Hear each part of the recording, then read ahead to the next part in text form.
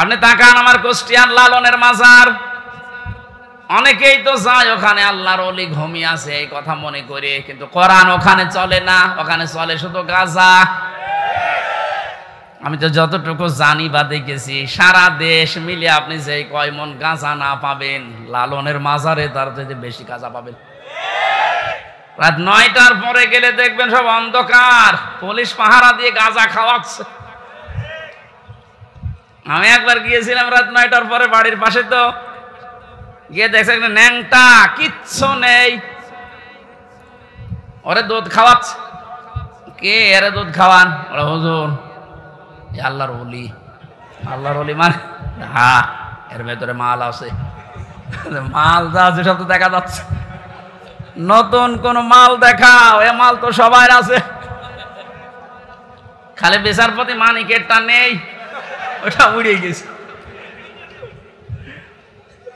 ওনাকে বলেছে যে আমার বিসি নিল কে, এখন বেশি খুঁজে পাচ্ছে না। ইসলামের যে ক্ষতি করেছে এই লোকটা, আলেমদের যে দুশ্মন ছিল, আল্লাহ আমার মনে হয় সরাসরি হাত দিয়ে দেখিয়েছে। আমার জীবনের শখ যে আল্লাহ যদি পৃথিবীতে আর কিচ্ছু না দেখায়, কোনো আফসোস আমার জীবনে নেই, আল্লাহ বলে যে ধরা ধই দিস। এই কথা বলছেন?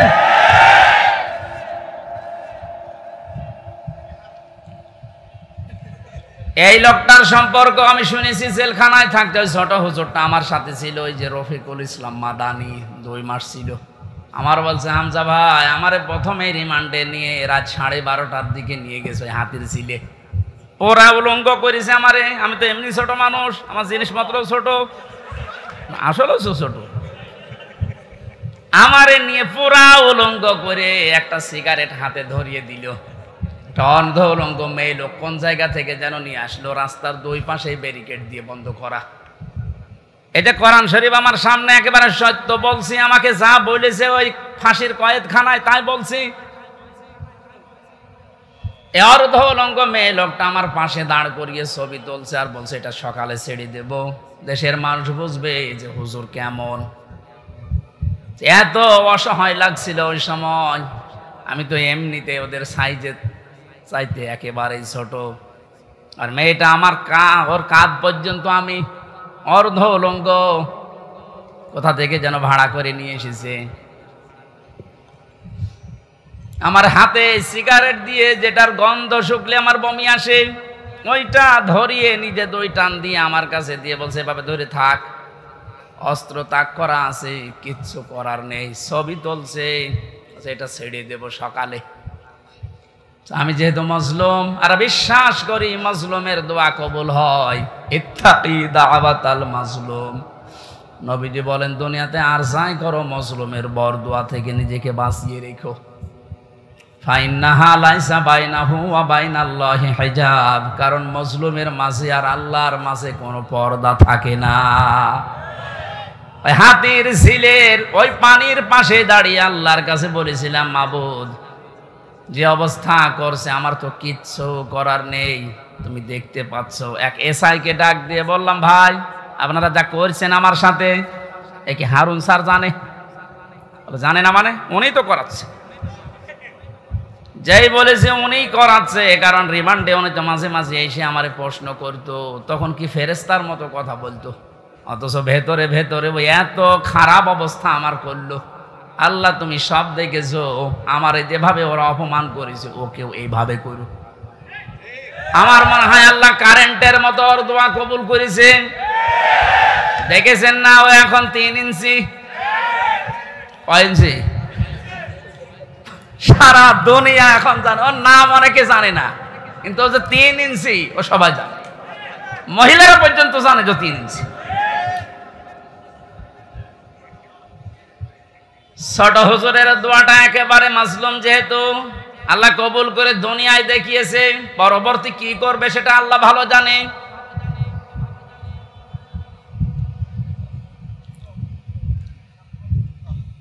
যেটা বোঝার জন্য বাস্তবে ইয়াসিন শব্দটা আমি নিয়ে আসলাম। আমি আশা করব আপনাকে ইয়াসিনে পাল্টাবে। অনেকে মনে করে ইয়াসিন সূরা পড়লে 10 খতম কোরআন শরীফের সওয়াব হয়, তো কেন হয়? এখানে 83টা শিক্ষা আছে। এর প্রথম 5টা শিক্ষা হচ্ছে সিনের ভেতরে। আপনারা শুনতেছেন? আল্লাহ ডাক দিয়েছেন ইয়াসিন, হে নেতা। ইয়া মানে হে, সিন মানে সাজ্জেদ, সাজ্জেদের বাংলা অর্থ নেতা। মুফাসসির 5টা অর্থ দিয়েছেন তাফসিরে কাবীরে। 1 নম্বরে সাজ্জেদুল বাশার, 2 নম্বরে সাজ্জেদুল আলামিন, 3 নম্বরে সাজ্জেদুল কাউনাইন, 4 নম্বরে সাজ্জেদুল আম্বিয়া, 5 নম্বরে সাজ্জেদুল মুরসালিন। এক একটা শব্দের আবার ব্যাখ্যা করা আছে। আমি কথা বলছি তাফসীর আকারে, আপনি মিলান। প্রথম নম্বর অর্থ হচ্ছে সাজ্জেদুল বাশার, আল্লাহর ঘোষণা দেওয়া মানুষের জন্য একমাত্র নেতা আদর্শ একজন, তার নাম মুহাম্মদ রাসূলুল্লাহ। কি বুঝলেন ইয়াসিন পড়ে? আপনি মানুষ নামে যদি পদবাচ্চা বিবেচিত হন যে আমি মানুষ, অথচ নবীজিকে আপনি আদর্শ মানেন না, নেতা মানেন না বিশ্ব নবীকে, আল্লাহর ভাষায় আপনি মানুষ নেই। কথা বললেন না কেন? ঢাকাবাসী, এটা যদি খালি দুনিয়ার বিষয় হয়তো আল্লাহর কসম আমি এটা বলতাম না। এটা সম্পর্ক আখিরাতের সাথে। হুজুর যে আয়াত পড়েছিলেন, আয়াতটাতে ছিল ওয়া কুল্লুহুম আতিহি ইয়াউমাল কিয়ামাতি ফারদা।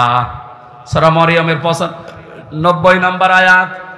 আল্লাহ পাক বলেন কিয়ামতের দিন প্রতিটি মানুষকে বিচারের প্রথম ধাপে আমি ডাক দেব স্রেফ একা একা। কয়জন করি? কেউ থাকবেন আপনার সাথে, আপনি স্রেফ একা থাকবেন। বিচারের দ্বিতীয় পয়েন্টে আল্লাহ ডাক দিয়েছেন এবার আর একা ডাকবেন না। ইয়াউমা নাদউ কুল্লা উনাসিম বিইমামিহিম। সূরা বানী ইসরাঈল 72 নম্বর আয়াতের প্রথম অংশে আছে আল্লাহ বলেন কিয়ামতে প্রতিটি মানুষকে এবার বিচারের দ্বিতীয় ধাপে, আমাদের যেমন প্রথম সিএমএম কোর্ট, এরপরে জজ কোর্ট, প্রথমে আল্লাহ আপনাকে একা ডাকবে, দ্বিতীয় সিস্টেমে যে একা না, আপনার নেতা সহ ডাকবে। কে সহ? আপনার নেতা সহ আল্লাহ এবার ডাক দেবেন। আগে নেতা, এরপরে কর্মী। যেহেতু আপনারা শিক্ষিত মানুষ, বিবেক আপনাদের বেশি কাজ করার কথা। নিজের দিকে তাকিয়ে বলেন তো, আপনি দুনিয়ার স্বার্থে হোক আর যে স্বার্থেই হোক, যাকে নেতা মানেন, আদর্শ মানেন, ওই লোকটা যদি কিয়ামতে আপনার সামনে থাকে, পেছনে আপনি দাঁড়িয়ে আছেন, আগে তো আল্লাহ তাকে দেখবে। এক কথা বলেন না কেন? কি মনে হয় আপনার যে ওই লোকটাকে যদি আল্লাহ দেখে আপনাকে মাফ করে দেবে? ওরে দেখলেই তো আল্লাহর আগেই রাগ হয়ে যাবে। আপনার নেতা যদি হয় ইনুর মতো, যারে মানুষ লাথি দিচ্ছে, লাথি দেয়নি কয়েকদিন আগে? আপনার নেতা যদি হয় মেননের মতো, যারে মানুষ পচা ডিম খাওয়াচ্ছে, কি মনে হচ্ছে আপনার শুধু হাসির খোরাকি না, বাস্তবে নিয়ে যান। নিজে এখন বলছেন না, ওই লোকটা যদি সামনে থাকে আল্লাহ আমারে মাফ করবে না, এরকম নিজে যদি এখন ধারণা করেন, আপনি বিশ্বাস করতে পারেন আপনি ধরা খেয়ে বসে আছেন। আমি আপনার শত্রু না, আমি আপনাকে বাঁচাতে চাই। কারণ এই দুনিয়ার জীবনে যদি শেষ হয়ে যেত এই ওয়াজ আমি করতাম না। যেহেতু আর একটা জীবন আছে, এক্ষুনি পাল্টাতে হবে। নেতা যাদের ঠিক নেই, এই মুহূর্তে আপনি পাল্টাবেন। ওয়াজ শুনতে আসলেন কেন? আপনি যদি নাই মানতে পারেন, নিজেও কোরআন শরীফ পড়েন না, হামজা বলছে আপনি মানেনও না, আপনি কি হয়েছেন? এই মুহূর্তে সিদ্ধান্ত পাল্টান। যাদের নেতা ঠিক নেই, আপনি ধরা খাচ্ছেন। সুতরাং এমন মানুষকে নেতা মানা লাগবে যে লোকটা আল্লাহ এবং রসুলকে মেনে চলে। আর এটা নফল না, এটা ফরজ। এটা তো আমি বানালাম। সূরা নেসা 5 নাম্বার পারার 6 নাম্বার পৃষ্ঠার 9 নাম্বার লাইনের 59 নাম্বার আয়াতের প্রথম অংশে আছে। আমি যতগুলো তাফসীর বিশ্ববিদ্যালয়ে থাকাকালীন মিলিয়েছি, সব মুফাসসির এই মাঝখানে যে আতিউ এই শব্দের ব্যাখ্যায় একমত। আল্লাহ পাক বলেন ইয়া আইয়ুহাল্লাযীনা আমানু আতিউল্লাহা ওয়া আতিউর রাসূলা ওয়া উলিল আমরি মিনকুম। ওহে যারা ঈমানের দাবি করো তাদেরকে বলছি, আমি আল্লাহর আনুগত্য করো আমার রাসূলের ইতাআত করো, আনুগত্য করো। এই দুইটা জায়গার আগেই দেখবেন আতিউ, এই ফেল আছে, ভার্ব, এটা ক্রিয়া। এটা আল্লাহ নবীজির নামে আর নিজের নামে রেখেছেন, কিন্তু উলিল আমরি মিনকুম এর আগে আতিউ দেননি। সব মুফাসসির একমত, আল্লাহ রাসূলকে মানতে হবে, কোনো প্রশ্ন করা যাবে না। কথা বলে না কেন? আল্লাহ রাসূলের পরে কিয়ামত পর্যন্ত যারা নেতৃত্ব দেবে দুনিয়ায়, যে মানুষগুলো এই পৃথিবীর নেতৃত্বে আসবে, উলিল আমর যারা, তাদেরকে যদি মেনে চলতে হয় নেতা হিসাবে, অবশ্যই দেখা লাগবে এরা আল্লাহ রাসূলকে মেনে চলে কিনা। যারা আল্লাহ রাসূলকে মেনে চলে না, তাদের জন্য রাজনীতি করা জায়েজ নেই। নেতা হওয়া, নেতৃত্ব দেওয়া, তাদের নেতৃত্ব মেনে নেওয়াও জায়েজ নেই। এটা রাজনীতি মনে করে যদি চলে যান, আপনার কপালে আগুন লাগবে। সূরা বাকারার 124 নম্বর আয়াত, ওয়াইযি বাতালা ইব্রাহিমা রাব্বুহু বিকালিমাতিন ফাতাম্মাহুন্না ক্বালা ইন্নী জাইলুকা লিন-নাসি ইমামা। হযরত ইব্রাহিমের কথা স্মরণ করো। আল্লাহ নিজে বলছেন, আমি পদে পদে তাকে এ বাক্য দিয়ে পরীক্ষা করেছিলাম। যতগুলো পরীক্ষা ইব্রাহিমকে নিয়েছি, কোরআন শরীফে আমি পেয়েছি ইব্রাহিম নবীকে আল্লাহ পরীক্ষা করেছিলেন 50টা। কয়টা বলেন বলেন? 50টা পরীক্ষায় তিনি উত্তীর্ণ, একটাও ফেল করেননি। আল্লাহ রাব্বুল আলামিন এত খুশি হয়েছিলেন, তিনি ডাক দিয়েছেন, ইব্রাহিম আমি তোমাকে মানব জাতির জন্য নেতা বানিয়ে দিলাম। হযরত ইব্রাহিম বলেছিলেন, হে আল্লাহ, এই যে নেতৃত্ব দেওয়ার গুণাবলী, নেতা হওয়া, এটা কি শুধু আমি একাই পেলাম? ক্বালা ওয়া মিন যুররিয়াতি, নাকি আমার সন্তানাদি যারা দিয়া কিয়ামত পর্যন্ত আসবে, এরাও কি নেতা হতে পারবে? আল্লাহ সঙ্গে সঙ্গে সাফ ঘোষণা দিয়েছেন, ক্বালা লা ইয়ানালু আহদিজ জালিমিন। ইয়ানালু এটা মোজারে, বর্তমান, ভবিষ্যৎ, প্রেজেন্ট, ফিউচার। আল্লাহ পাক বলেন, তোমার সন্তানাদি কিয়ামত পর্যন্ত যারা আসবে, তারা নেতা হতে পারবে, নেতৃত্ব দিতে পারবে, ইমাম হতে পারবে, কিন্তু জালেমদের জন্য আল্লাহর এই ওয়াদা নেই। ইয়াতে মুফাসসিরিন ইকরাম ফি জিলালিল কোরআনে লিখেছেন সাইয়্যিদ কুতুব, যে দুনিয়ায় যারা জুলুম করে, সে নিজের উপরে হোক, পরিবারের উপরে হোক, সমাজের উপরে হোক, রাষ্ট্রের উপরে হোক, জনগণের উপরে হোক, যারা জুলুম করবে তাদের জন্য নেতা হওয়া, নেতৃত্ব দেওয়া, রাজনীতি করা জায়েজ নেই, হারাম। অথচ বাংলাদেশে তো উল্টা, যে যত বড় জালেম সে তত বড় নেতা। বেশি বলে ফেললাম? কিছুই বেশি হয়নি, কম হয়েছে। আহাদিস জালিমিন দিয়েছেন আল্লাহ, জালেমদের জন্য কোনো ওয়াদা নেই। আর তারা এখন বড় বড় নেতা হয়। 15 বছরে তারাই আমাদেরকে বলেছিল তোমরা মসজিদে থাক, খানকায় থাক। আর এই ময়দানটা আমরা 2000 টাকা যদি বাজেট হয়, 5 টাকা খরচ করে 1995 টাকা খেয়ে ফেলে। এক একটা প্রকল্পের জন্য 3 বার, 5 বার, 7 বার, 10 বার, 11 বার করে বাজেট হয়। এক একজনের যে টাকা পাচারের, এই যে এখন দেখছি, আমার মনে হয় যদি কিয়ামত পর্যন্ত হায়াত পেত এই লোকটা, এত টাকার মালিক হওয়া ওর দ্বারা বৈধ পথে সম্ভব না।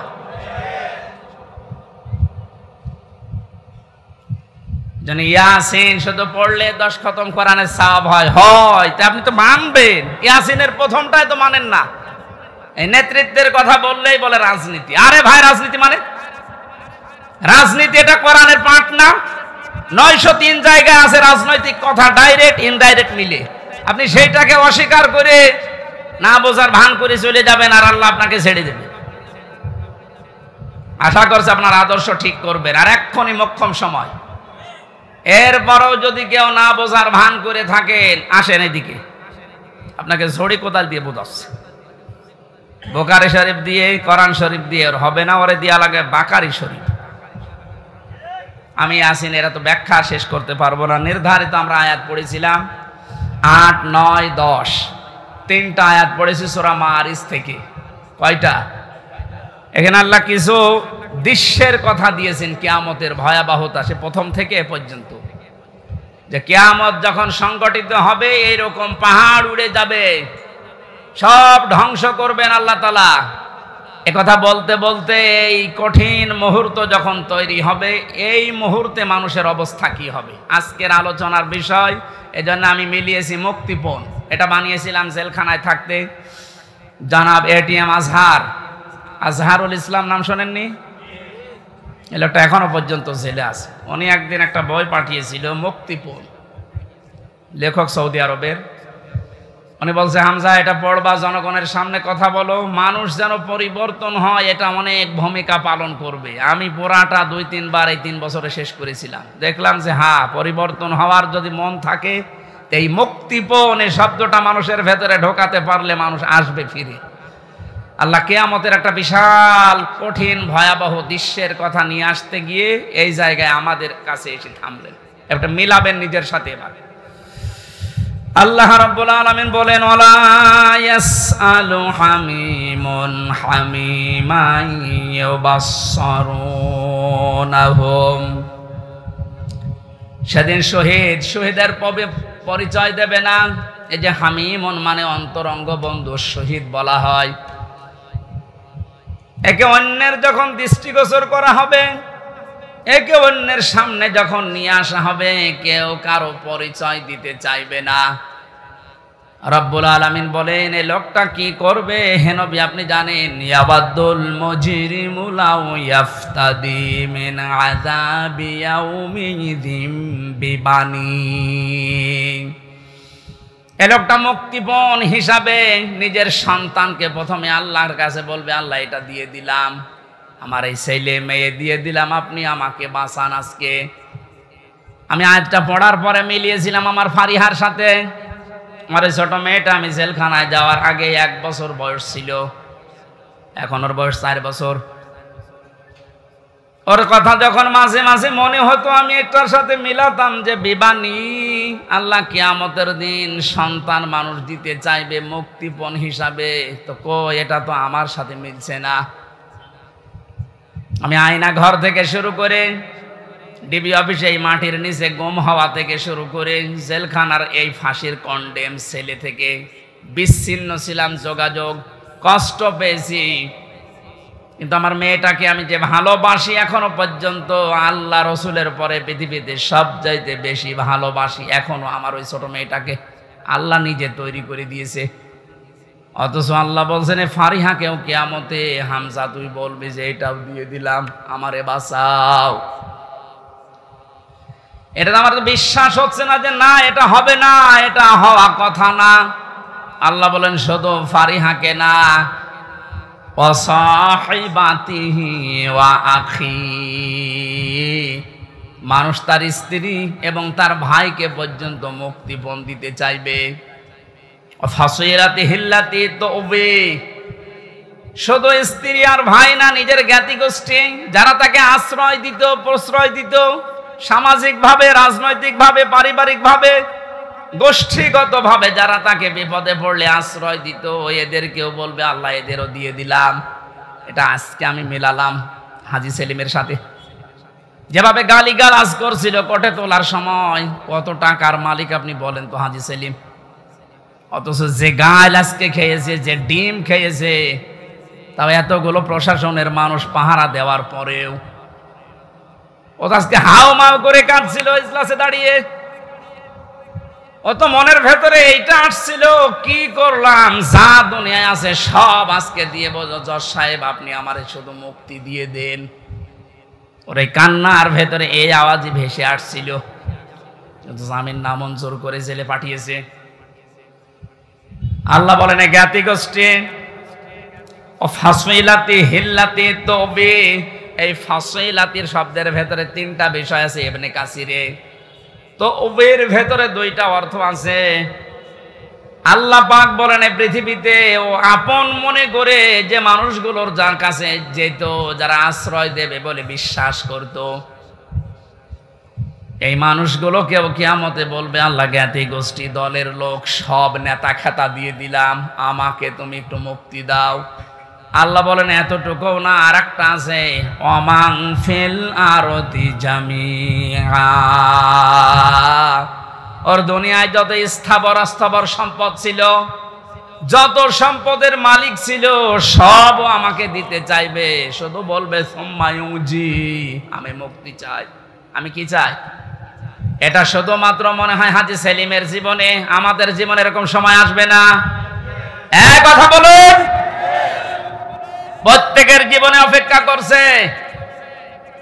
আমি আমার ফারিহাকে, আমার স্ত্রী তামান্নাকে, আমার ভাই নেই, আমার বোন আছে রুনাকে, আমার জ্ঞাতি গোষ্ঠীর 100 জনের 98 জন আওয়ামী লীগ করতো, এখন পুরা পাল্টিয়ে গেছে। এখন বলছে আমরা কিছু করি না।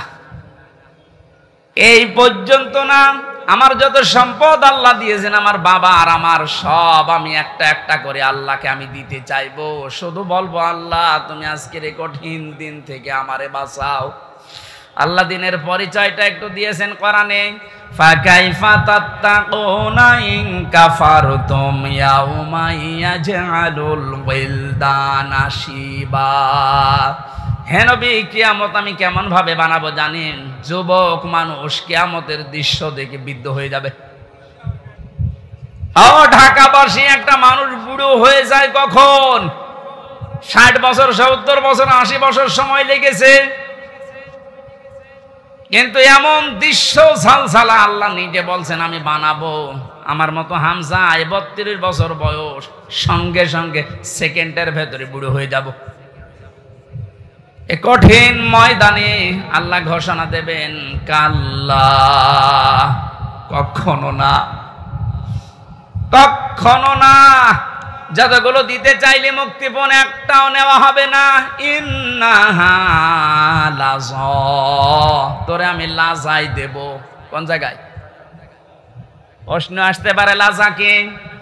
এখানে যারা আছি আমরা অনেকেই জানি জাহান্নাম 7টা, জান্নাত 8টা। আমি কোরআনে কারিমে পেয়েছি লাহা সাবাতু আবওয়াব লিকুল্লি বাবিম মিনহুম জুজুম মাকসুম। সূরা হিজরের 44 নম্বর আয়াতে আছে, আল্লাহ পাক বলেন জাহান্নামের দরজা 7টা। যে যে অপরাধ করবে আল্লাহ তাকে ওই দরজা দিয়ে ওই জাহান্নামে প্রবেশ করাবে। তাহলে জাহান্নাম একটা, এর দরজা 7টা। কয়টা? এটা মনে হচ্ছে কোন স্কুল না? এখানে 1 থেকে মনে করেন 5 পর্যন্ত পড়ানো হয়। প্রত্যেকটি ক্লাসে আলাদা আলাদা রুম আছে, কিন্তু মানে বিদ্যালয় বা শ্রেণী এতো একটাই বলা হয় যে বিদ্যালয় বা মাদ্রাসা, স্কুল যাই বলেন স্কুল। এই স্কুলের 5টি স্তর আছে, 1 থেকে 5 পর্যন্ত। যে যেই ক্লাসে পড়ে সে দরজা দিয়ে প্রবেশ করে ক্লাস করে বাড়ি চলে যায়। 3-তে পড়ে 5-এ গিয়ে ক্লাস করতে পারবে। এটা যেমন সহজে বুঝলেন। আল্লাহ পাক জাহান্নাম বানিয়েছেন একটা, স্তর বানিয়েছেন এরকম 7টা।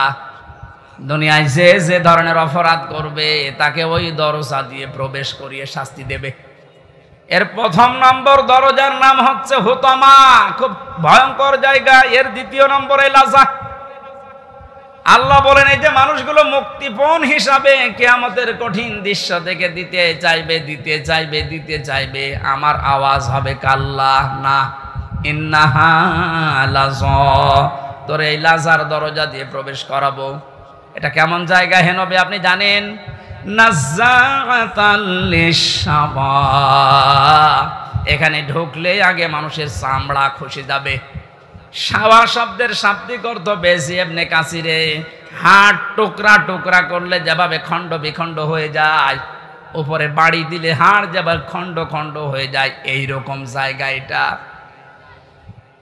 বাংলাদেশ সহ বিশ্বের যত কঠিন জায়গা আছে, শুধু যেখানে কারেন্টের শর্ট দিয়ে মানুষকে গলিয়ে ফেলা হয় এইটা বাদ দিয়ে এদেশে এমন কোন রিমান্ডের জায়গা নেই যেখানে গেলে চামড়া আগেই খসে যায়।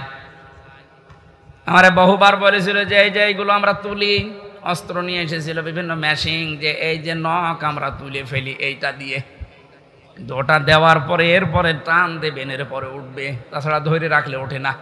অথচ আল্লাহ নাযাআতাল লিশাওয়া দিয়েছেন, লাজায় প্রবেশ করার সঙ্গে সঙ্গে মানুষের চামড়া আর এই নখগুলো উঠে চলে যাবে। এবার আপনি ভাবেন তো বাস্তবতা নিয়ে যে কিরকম জায়গা এটা, যেখানে প্রবেশ করলে আগে চামড়া খসে চলে যায়, নখ উড়িয়ে যায়। আল্লাহ বলেন কঠিন ভয়ঙ্কর জায়গায় কাদেরকে ডাকবে জানো? তাদউ মান আদবারা ওয়া তাওয়াল্লা। এই দুনিয়ায় যেই মানুষগুলোকে সত্যের দিকে আহ্বান করা হয়েছে, এরা সত্যের কথা শোনার পরে অহংকার করে এদবার করেছে, মুখ ফিরিয়ে নিয়েছে। আমার মনে হয় আয়াতের বাস্তবতা বাংলাদেশে সবচাইতে বেশি। এত কোরআনের কথা আলোচনা পৃথিবীর কোন জায়গায় হয় না। এত আলোচনা হওয়ার পরে সত্যকে সত্য জানার পরেও যারা ঘাড় ঘুরিয়ে অহংকার করে চলে যান, আপনার জন্য আল্লাহ লাজা প্রস্তুত করে রেখেছে। ইহুদি খ্রিস্টানদের আমরা প্রতিদিন 17 বার করে বরদোয়া দেই। কতবার? এই যে গায়রিল মাগদুবি আলাইহিম ওয়ালাদ-দাল্লিন, দুইটা জাতির কথা আছে, ইহুদি আর খ্রিস্টান।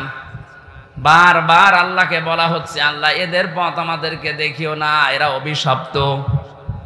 এরা অভিশপ্ত না? আমি তাফসিরে পড়েছি কেন আল্লাহ এদের নাম দিলেন। কারণ ইহুদি খ্রিস্টানদের কাছে সত্য এসেছিল আমাদের নবীজি সম্পর্কে, যে বিশ্ব নবী মুহাম্মদুর রাসূলুল্লাহ শেষ নবী, এটা সর্বশেষ নবী, শ্রেষ্ঠ নবী। ইহুদি আর খ্রিস্টানরা জানতো ওদের তাওরাতে ইনজিলে স্পষ্ট আছে লেখা, এরপরও অহংকার করে হিংসা করে মানতো না। আপনি কিন্তু বুঝতে পারছেন হামজা যা বলছে কোরআন দিয়ে হাদিস দিয়ে, ও বানিয়ে বলছে না, ও সত্য কথাই। সত্য জানার পরেও অহংকার করে হিংসা করে অনেকে এরপরও চলে যাবে। এদের জন্যই লাজা। 2 নম্বরে যারা মাল সম্পদ জমা করে আর বারবার সংরক্ষিত রাখার চেষ্টা করে। আজ হাজারো মানুষে বাংলাদেশে চরিত্রের আছে, বৈধ অবৈধ নেই, মাল জমা করে যাচ্ছে। ইহসাবু আন্না মালাহু আখলাদা, মনে করে এটা আমার কাছে স্থায়ী ভাবে থাকবে। শুধু জমা করে শেষ না, এটা সংরক্ষণ করার জন্য কত কায়দা কৌশল। এদেশে জায়গা হয় না, বেগম পাড়া বানাচ্ছে। এদেশে জায়গা হয় না, সুইস ব্যাংকে রাখছে যেন সংরক্ষিত থাকে। সম্পদ উপার্জন করা নিষেধ না, বৈধ পথ বাদ দিয়ে যারা অবৈধ পরে উপার্জন করার পরে এগুলো যারা সংরক্ষণ করার চেষ্টায় আছেন হক আদায় না করে, তার মানে যাকাত দেওয়ার হক ছিল আপনি দেননি, দান সাদাকা করার অর্থ ছিল আপনি করেননি। বৈধ বৈধ না ভেবে শুধু জমা করা, এভাবে যারা জমা করে গিয়েছেন আর সংরক্ষিত রাখার জন্য চেষ্টা চালিয়েছেন, আপনার জন্য লাজা। আমাকে সহ যারাই শুনলাম, আল্লাহ তুমি লাজা থেকে আমাদেরকে বাঁচাও, বলেন আমিন। বাংলার মুসলমানেরা, পৃথিবীর জমিনটা আপনি যদি বদ্ধ জায়গায় কিছুদিন থাকেন, আপনার কাছে স্পষ্ট ধারণা চলে আসবে মাটির নিচে সরকার আমাদেরকে দিয়ে লস হয়নি, আমার কষ্ট হয়েছে, লস হয়নি। দুনিয়ার জীবনটা আগে যে দৃষ্টিতে দেখতাম, পুরা দৃষ্টি আমার পাল্টিয়ে গেছে। আল্লাহ তাআলা বলেন, আমাল হায়াতুদ দুনিয়া ইল্লা মাতাউল গুরুর, পৃথিবীর জমিনটা ধোঁকা। বাস্তবে এখন দেখছি ঠিক 100% আসলে ধোঁকা। আপনার মা বাবা ধোঁকা, স্ত্রী ধোঁকা, সন্তানাদি ধোঁকা, আপনার নেতা খেতা দলের লোক সব ধোঁকা। মনে করছেন না মা বাবার সম্পর্কে কথা বললো কেন? ধোঁকা। আপনি বাস্তবে নিয়ে যান, দেখবেন।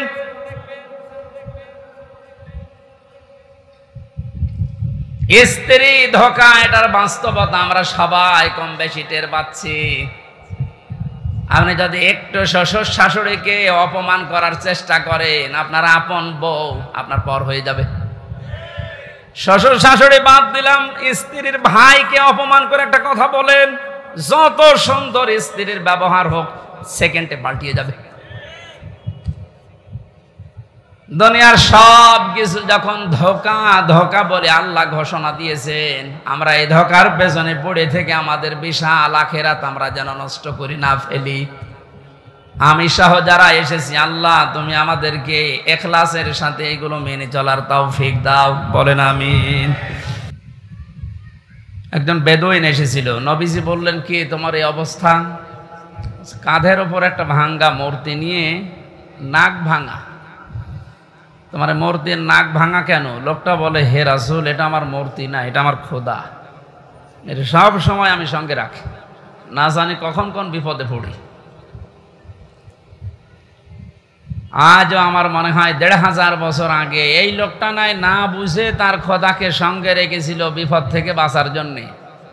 আরে ডিজিটাল যুগে অনেকে বুঝে শুনে খোদাকে ওপরে রেখে দেয়, ওপরে খোদা দেখবেন, নিচে খোদা হাঁ করে আছে। সিস্টেম একই, শুধু নিয়মটা পাল্টিয়েছে। ও সাথে রাখতো, পকেটে রাখতো, আর ওপরে রেখে হাত তুলে থাকে। আমি কি বেশি বললাম? তো এই যে এই খোদার সাথে রেখে কি আনন্দ পেলেন আপনি, কি উপকার হয়েছে? হ্যাঁ, সাময়িক কিছু উপকার হয়েছে, কারণ ওপরে খোদা আছে, নিচে যদি খোদা এভাবে থাকে মানুষ মনে করে না এ খোদার লোক, এ পর্যন্ত শেষ। এই পরিচয় দেওয়ার কি এখন সময় আছে? আর দিতে পারবেন? নবীজি বললেন নাক ভেঙেছে কি করে? লোকটা বলে, ইয়া রাসূলুল্লাহ, যেখানে যায় একে নিয়ে যায় বিপদ থেকে বাঁচার জন্যে, প্রাকৃতিক প্রয়োজন সারার জন্য আমি গেছি, কিন্তু এরে তো আর টয়লেটে নিয়ে যাওয়া যায় না, খোদার মান থাকে। এখান থেকে বাস্তবতা হচ্ছে, যারা টাকার ভেতরে বিভিন্ন মানুষের ছবি দিয়ে সম্মান বাড়াতে চান, ওরে নিয়ে মানুষ যায় কোথায়? সম্মান বাড়ে? বিবেকের কাছে প্রশ্ন করেন, জিজ্ঞাসা করা লাগবে না। একটা মুশরিক, এই লোকটাও তার খোদাকে টয়লেটে নিতে রাজি না, আর আপনি যাকে ওই রকম সম্মান দিয়ে রাখেন তারে পকেটে করে সব জায়গায় নিয়ে যাচ্ছে। আপনি কথা বুঝিয়ে চিল্লাচ্ছেন তো নাকি আন্দাজে? আমি জানি আপনি বুঝতে ফেলেছেন। ঢাকার মানুষ খুব চালাক, এরা হাঁ করলে হাসা দানায় হালসা বোঝে।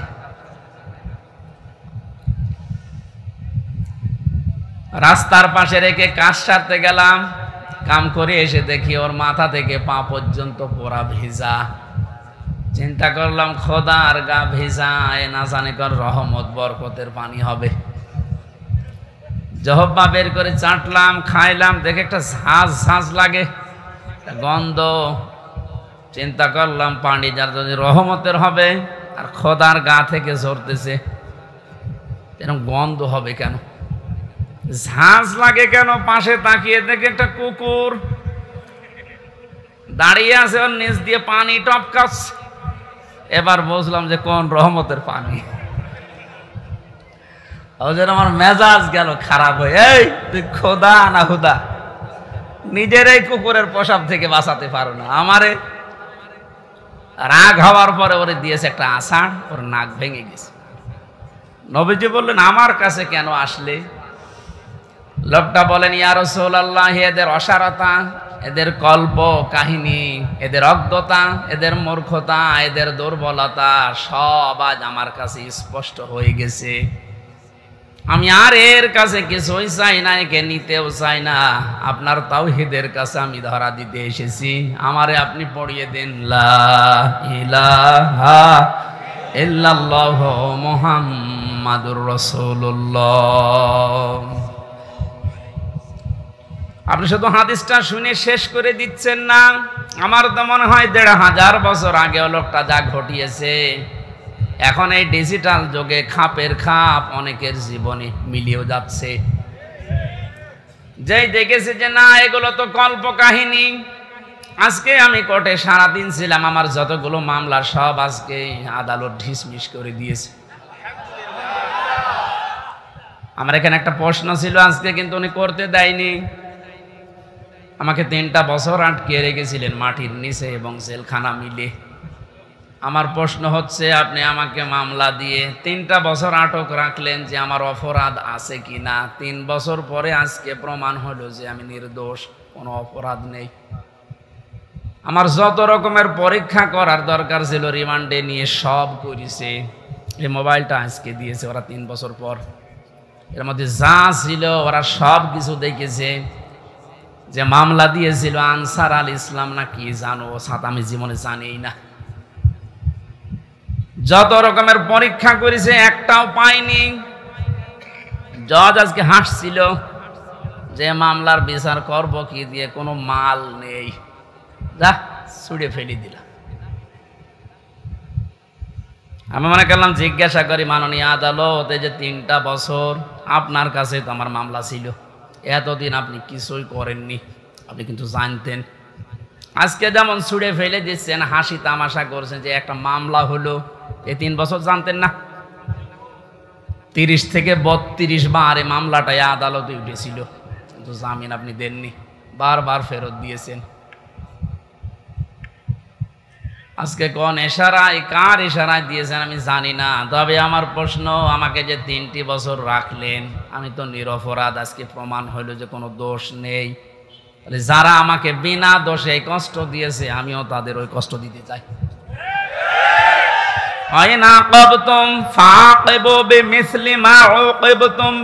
যতটুকু অত্যাচারিত হও অতটুকু করো। তা আমি যেহেতু হয়েছি, কোরআনও আমাকে জানিয়েছে, সুতরাং আমি যতটুকু পেয়েছি। মাটির নিচে আপনারা আমাকে রেখেছিলেন, আমার মামলার আয়ু থেকে শুরু করে উপরের যে নির্দেশদাতা পর্যন্ত প্রত্যেককে আমি এই 3 বছর মাটির নিচে রাখতে চাই। আমি বেশি করছি না, সমান সমান করছি। এটা যদি আপনি না করতে পারেন, আগামীতে আমার মতো আরো মানুষ বিনা কারণে 3 বছর 5 বছর না 10 বছর 15 বছর মাটির নিচে জেলখানায় থাকবে, কোনো বিচার হবে না। 15 বছর পরে লোকটা যখন বের হবে, আপনি রায় দিয়ে দেবেন যে নির্দোষ, কোনো দোষ নেই, তাহলে 15 বছর আপনি ফিরিয়ে দেন। আমার জীবন থেকে আপনি 3টা বছর নষ্ট করে দিলেন। যাদের কথা মতো এই মানুষগুলো তো কিয়ামতে মামলার আসামি হবে, কারণ আল্লাহ আপনাকে মাফ করবে না যতক্ষণ হামজা মাফ না করে। কারণ আপনি আল্লাহর ক্ষতি করেননি, ক্ষতি করেছেন হামজার। ওটা যদি হকল ইবাদ হতো, হকল্লাহ হতো, আল্লাহ মাফ করে দিত। কিন্তু এটা তো হকল ইবাদ, বান্দার হক আপনি নষ্ট করেছেন। যাদের ইশারায় তাদেরকে আপনি বলবেন। এই মানুষগুলো যদি হামজার কাছে মাফ না চায়, কোনো দিন ওই লোকটা জান্নাতে যেতে পারবে না। দ্বিতীয় সিস্টেম হচ্ছে লোকটা জালিম। যারা টপ টু বটন ছিল এতদিন, এরা সবগুলো কোরআনের ভাষায় জালিম। জালিমদের জন্য সবচাইতে আমার ভয় লাগে সূরা শুরার 42 নম্বর আয়াতটা পড়লে, ইন্নামাস সাবিলু আলাল্লাযীনা ইয়াযলিমুনান নাস ইলা আখিরি আয়া। আল্লাহ পাক বলেন, অবশ্যই আমি আল্লাহ নিজে মামলা দায়ের করব, নিজে অভিযোগ দায়ের করব, কেস করব। শব্দের অর্থ দিকে খেয়াল করেছেন? ইন্নামাস সাবিলু আলাল্লাযীনা ইয়াযলিমুনান নাস। আল্লাহ ইয়াযলিমুনাল মুসলিমুনা দেননি, ইয়াযলিমুনান নাস দিয়েছেন। এটা মজারে বর্তমান, ভবিষ্যৎ, প্রেজেন্ট, ফিউচার, 2টা কাল নিয়ে আল্লাহ শব্দ দিলেন কেন? কারণ এখন শুধু না, কিয়ামত পর্যন্ত এই আয়াতটা কোরআনে থাকবে না, 2 দিন পর নষ্ট হয়ে যাবে। মানুষ হয়ে যারা মানুষের উপরে জুলুম করে, অত্যাচার করে, এরা হামজার মামলার আসামি না। আমি মামলা দিলেও পারি, না দিলে মাফ করে দিলে হয়ে গেল। কিন্তু না, আল্লাহ পাক বলেন ওরা আমি আল্লাহর মামলার আসামি। আমার তো আয়াত পড়ার পরে বাংলাদেশের দিকে তাকিয়ে মনে হয় এ দেশের অনেক মানুষ এখন অলরেডি আল্লাহর মামলার আসামি হয়ে গেছে।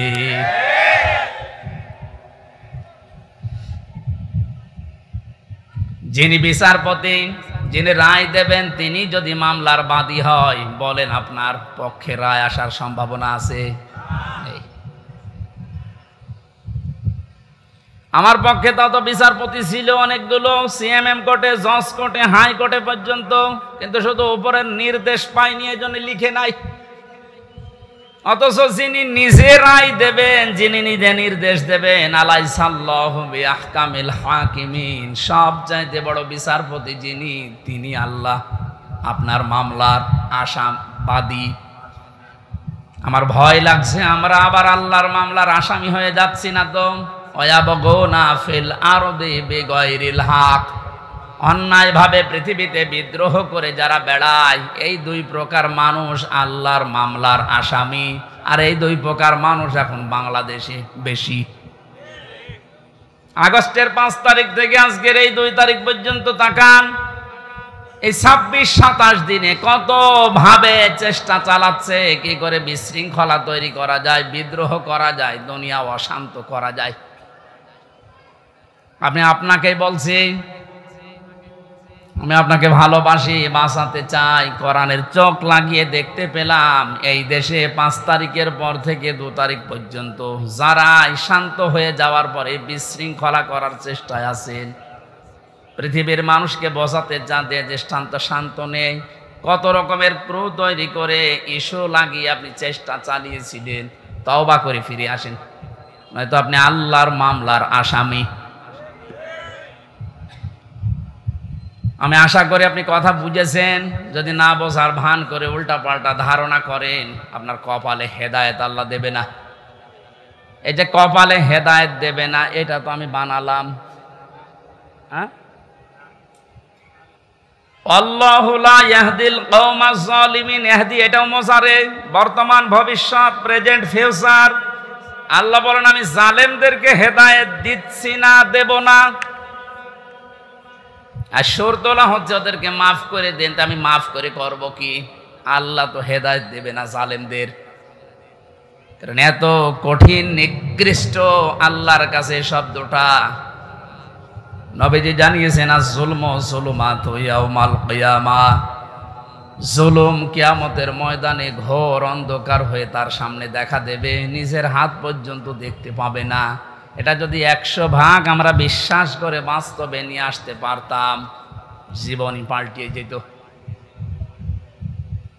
আমি আমার ঈমান থেকে কথা বলছি। যারা এখনো পর্যন্ত এই আয়াতগুলোর সাথে মিলে যাচ্ছেন, আপনি থামেন। মৃত্যুর গড়গড়ানি চলে আসলে তখন কিন্তু আপনার পাশে বসে কালেমা পড়ালেও কাজ হবে না। ঢাকাবাসী, আমি যেটা শিক্ষা দেওয়ার জন্য পর্যন্ত আসছিলাম, আজ বহু মানুষের কল্প কাহিনী, মিথ্যাচার, মিথ্যা রচনা, অনেক ষড়যন্ত্র, বিশেষ করে উল্টা পাল্টা সব যেহেতু আমাদের কাছে ধরা পড়ছে, দলে দলে পালে পালে দেখতে পাচ্ছি মানুষ বুঝে হোক না বুঝে হোক এখন ইসলামে আসা আরম্ভ করে দিয়েছে। এটা কেন দিল? কোরআনে কারীম জানিয়েছে ইযা জাআ নাসরুল্লাহি ওয়াল ফাত ওয়া রাআইতান নাসা ইয়াদখুলুনা ফি দীনিল্লাহি আফওয়াজা। আল্লাহ পাক বলেন, হে নবী, যখন আমার সাহায্য আসবে তখন আপনি বিজয় দেখতে পাবেন।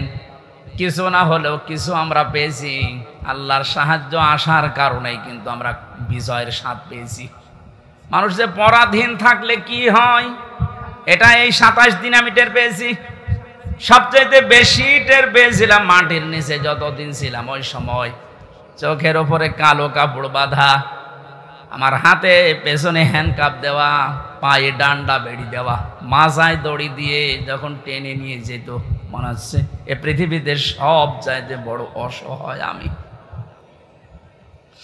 তো মাটির নিচে অবস্থায় ছিলাম। আপনারা উপরে যারা ছিলেন, বিবেক দিয়ে বলেন তো, আপনারা অসহায় ছিলেন না? গত কয়েকদিন আগে কুষ্টিয়ায় বাংলাদেশ জামাতি ইসলামী ওলামা বিভাগের আয়োজনে 500 আলেম সব ঘরানা থেকে নিয়ে এসেছিল। কত? 500। ওনারা আয়োজন করেছিল 500, 750 উপরে আলেম এসেছে পুরা কুষ্টিয়া জেলা থেকে, সব ঘরানার।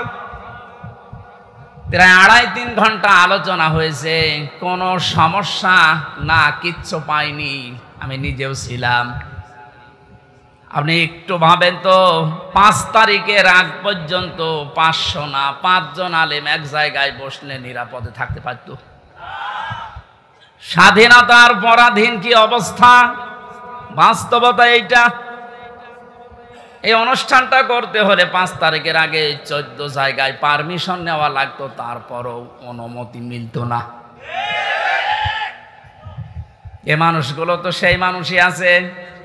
এখন 14 জায়গায় নদিনা ডাক্তার ইউনূস বলেছেন, এদেশে কোরআনে কারিমের কথা ওইভাবেই হয়ে অন্যান্য ধর্মের কথা যেভাবে চালু আছে। হিন্দুদের পূজা, ওদের দুর্গা পূজা, সরস্বতী পূজায় যদি অনুমতি না লাগে, পাহারা দেওয়া হয়, কোরআনের অনুমতি লাগবে কোন কারণে? কিছু মানুষের কিছু চিন্তাধারায় আল্লাহ তাকে মাফ করেন। কবি নজরুলের জীবনে ওই রকম আমল আমি ওনার জীবনী পড়ে পাইনি, কিন্তু কিছু কিছু কথা এত দামি, আমার মনে হয় আল্লাহ ওই কথাগুলোর কারণে ওনারে মাফ করে দেবে। এই লোকটা যে ঘোষণা দিল, কোরআনের পক্ষের লোক না বিপক্ষের লোক ওটা আমি বলছি না, কিন্তু যে ঘোষণা দিল, এই 17 বছরে কোনো মুসলমান তো এই ঘোষণা দিতে পারে নাই। আরো বিরোধিতা করতেন আপনি।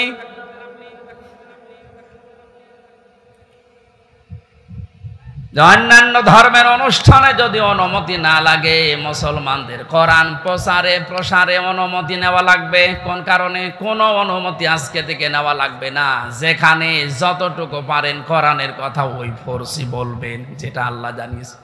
ওনার পরের দিন এই দেশের ডিসিএফ এর প্রধান যিনি গোয়েন্দা বিভাগের আমারে কল দিয়েছিল, আমার মাহফিল ছিল ওই দিন গাইবান্ধা, আমারে ডাক দিয়ে বলছে, হুজুর কোরআনের কথা বলতে দেশে 56,000 বর্গ মাইলের কোনো ইঞ্চিতে আর বাধা নেই। যে ফোর্সে আল্লাহ জানিয়েছে আপনি ওই ফোর্সে বলবেন। কেউ যদি কোনো জায়গায় একটু শব্দ করে শুধু একটু জানাবেন, আমারে সেভ করে রাখবেন, ও ঠ্যাং ভেঙে ফেলবো। আমি বললাম, স্যার আপনি এতদিন কোথায় ছিলেন? আমি কেবল দায়িত্ব পেয়েছি। কিন্তু দুইটা কথা আবার জানিয়েছে, যারা আয়োজন করে তাদেরকে আপনি বলবেন ওনারা যেন মহিলা প্যান্ডেলটা আলাদা করে, ওখানে পুরুষের যেন আনাগোনা না থাকে, আর ওনাদের যে আলাদা টয়লেট বা নামাজের ব্যবস্থা ওগুলো যেন ওয়ান টাইমের জন্য করা হয়। এক ভালো প্রস্তাব দিয়েছে। এটা যেহেতু রেকর্ড হচ্ছে, সারা বাংলাদেশে আমার প্রত্যেকটা জেলায় 2-3টা করে ওয়াজ নেওয়া আছে। এর মাধ্যমে সবাইকে জানাচ্ছি, ওই স্যারের কথাটা মানা দরকার। কথাটা ভালো কথা না? পর্দা কিন্তু নফল না। পর্দা কি নফল? ফরজ। কেমন ফরজ? নামাজের মতো ফরজ। কিন্তু আজ অনেকে এটাকে গুরুত্ব এভাবে দিতে চায় না, নফলও মনে করে না। পর্দা যে একটা ফরজ, নফলও মনে করে না। এই জন্যে কাজটা যেভাবে উনি করতে বললেন, আমি আপনাদের কাছে পৌঁছিয়ে দিলাম। উনি আজকেও আমাকে জানিয়েছে, কোর্ট থেকে বের হওয়ার পরে যেই দেখেছে সব মামলা ঢিসমিস হয়ে গেছে। আমি সাংবাদিকদের সামনে যখন ব্রিফিং করার পরেই কল দিয়ে জানিয়েছে যে আপনি কিন্তু আজকেও মাহফিলে যাবেন। আমি জানি কোথায়, খিলক্ষেতে। এটা কি খিলক্ষেত? দেখেছেন, আমি জানি না আমার মাহফিল কোথায়, কারণ আমার সাথে যে ছেলেটা আছে ও আমার একদিন আগে জানায় যে আজকে অমুক জায়গায় মাহফিল আছে। ওনারা জেনে ফেলেছে, কত খোঁজ রাখছে। ওনার ওই কথাটা আমরা আহ্বান জানালাম, আপনারা মেনে চলবেন। মেয়েদের এই সিস্টেমগুলো একটু দরকার। ওনাদের ইসলাম জানা দরকার নেই? বলেন। ঢাকাবাসী কোরআনে কারিম থেকে কথা আরম্ভ করার জন্য আমরা আল্লাহর শুকরিয়া জানাচ্ছি, যিনি আমাদেরকে এই স্বাধীনতার একটু হালকা সুখ পাওয়ার তৌফিক দিয়েছেন। যখন আল্লাহর সাহায্য আসবে, বিজয় যখন আপনি দেখতে পাবেন, বিজয়ের যতগুলো ধাপ আছে, একটা ধাপ আমি বাস্তবে সভাপতির সাথে আমি আজকে মিলাবো, একটু মিলাবেন। ওয়ারাইতান নাসা ইয়াদখুলুনা ফি দীনিল্লাহি আফওয়াজা। আল্লাহর সাহায্য আসলে আপনি বিজয় দেখতে পাবেন। বিজয়ের প্রথম ধাপ এটা, দলে দলে পালে পালে মানুষ দেখবেন ইসলামে প্রবেশ করছে। আপনি 27 দিনের জরিপটা একটু দেখেন। আগস্টের 5 তারিখের আগে আমি 4 তারিখে রাত্রে পেয়েছিলাম একটা জরিপ। ওই জরিপে দেখেছি এই দেশের 100 জনের মাত্র 15 জন চায় যে ইসলাম রাষ্ট্রীয়ভাবে কায়েম হোক, 85 জন চায় না। আজকে মাগরিবের পরের রিপোর্ট আমি ঘুমানোর আগে দেখেছিলাম বিবিসি থেকে। আজকের রিপোর্ট হচ্ছে দেশের 100 জনের 35 জন এখন চাচ্ছে দেশে কোরআন দিয়ে দেশটা চলুক। আপনি একটু সুযোগ দেন। দলে দলে যেভাবে প্রবেশ করছে, গাইবান্ধার পলাশ বাড়িতে আমি 45 মিনিট আলোচনা করার পরে এক হিন্দু অনার্স মাস্টার্স করা এক শিক্ষিত মানুষ এসে বলছে, আমার ধর্মে আমি আর থাকবো না, আপনি আমার ইসলামে প্রবেশ করান। এই যে অন্য ধর্মের মানুষ যদি বুঝে কোরআন শুনে চলে আসতে পারে, যারা হালকা পাতলা ইমানের অধিকারী তাদেরকে একটু সুযোগ দেন, দেখবেন দলে দলে এই যে আফওয়াজা পালে পালে মানুষ ইসলামে আসবে।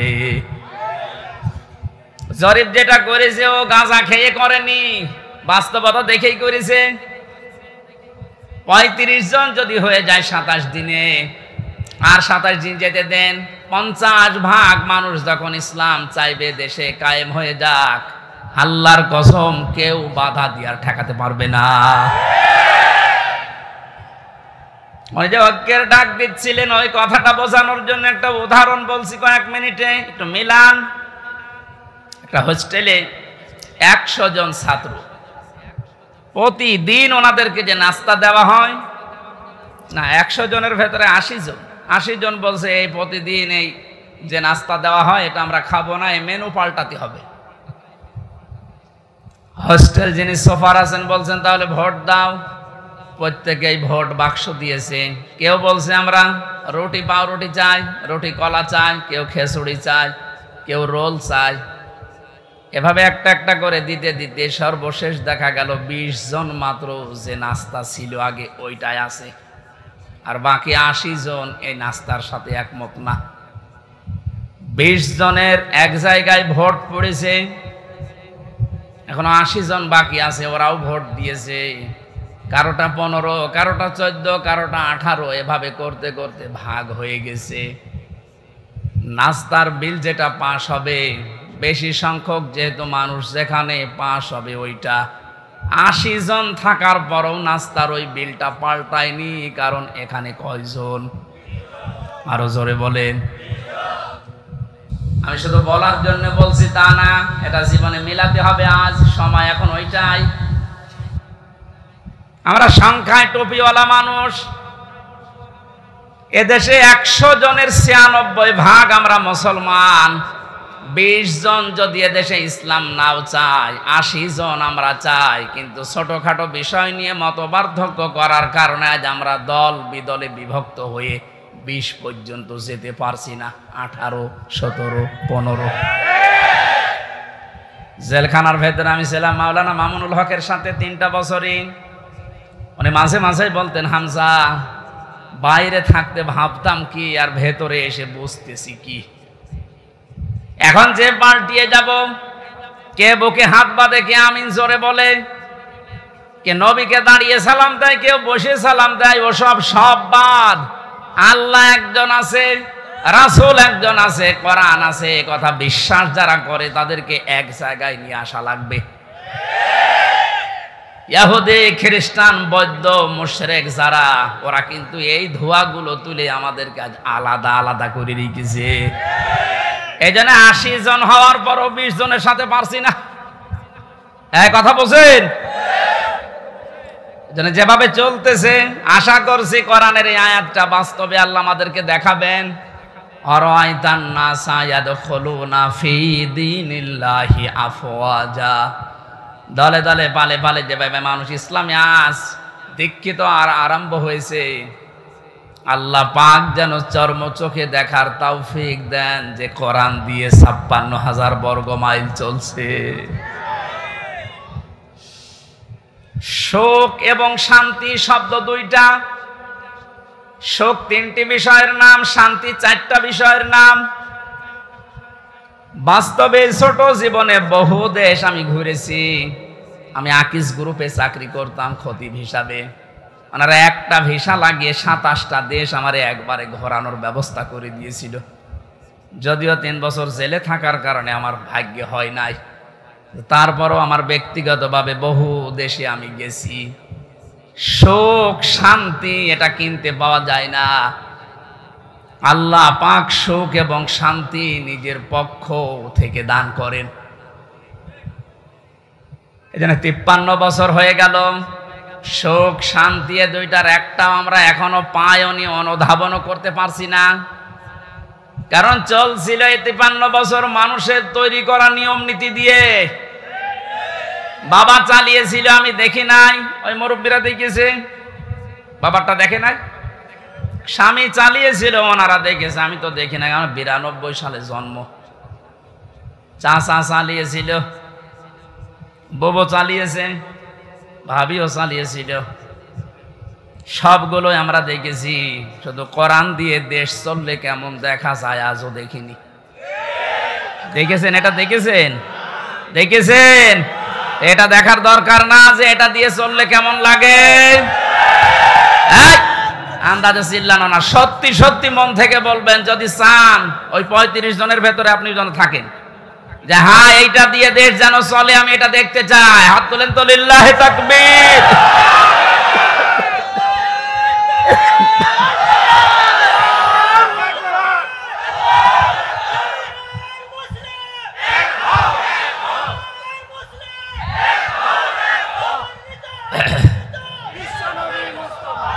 আলহামদুলিল্লাহ ভাই,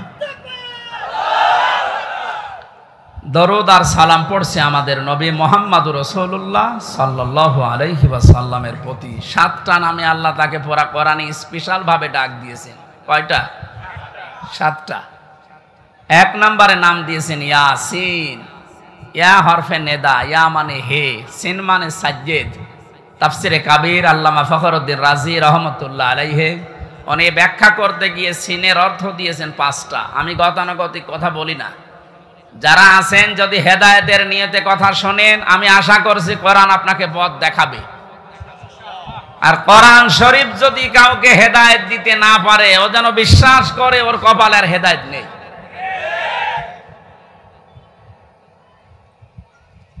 মানিত্তাবাআল হুদা বিগাইরিল কোরআন আদাল্লাহুল্লাহ।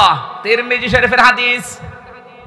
নবীজি বলেন কোরআন বাদ দিয়ে যদি পৃথিবীর কোন জায়গায় কেউ ভালো হওয়ার নিয়তেও যায়, আল্লাহ নিজে দায়িত্ব নিয়ে তাকে গোমরাহ করে দেয়। ও ঢাকাবাসী শব্দের দিকে খেয়াল করেন, হুজুর আছে আদাল্লাহুল্লাহ বাবে ইফাল। নবী যদি দল্লা দিতেন তাও অর্থ হয়ে যেত। দল্লা ইয়াদিল্লু না দিয়ে আদাল্লা ইয়াদিল্লু দিয়েছেন।